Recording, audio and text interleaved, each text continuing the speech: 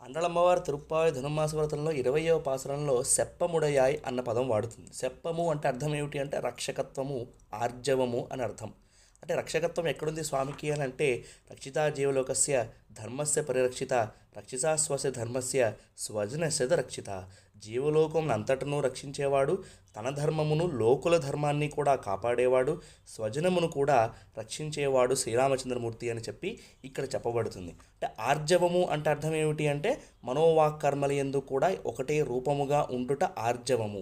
అంటే ఇది రామచంద్ర స్వామికి ఒకటే మాట, ఒకటే బాణం, ఒకటే పత్ని, ఒకటే భార్య అని అంటారు కాబట్టి ఇది రామచంద్ర స్వామికి వర్తిస్తుంది, కృష్ణుడికి వర్తించదేమో అని అనుకుంటాం. కానీ కృష్ణ పరమాత్మ ద్రౌపదీదేవికి చెప్పేస్తాడు, ఓ ద్రౌపది, అంతరిక్షము జారిపడినా సరే, భూమి శిథిలమైనా సరే, హిమవత్ పర్వతం ముక్కలైనా సరే, నా మాట ఏనాడు కూడా పొల్లుపోదు అని చెప్పి కృష్ణ పరమాత్మ మహాభారతంలో ద్రౌపదీదేవికి చెప్తాడు. హరే కృష్ణ, జై శ్రీమన్నారాయణ.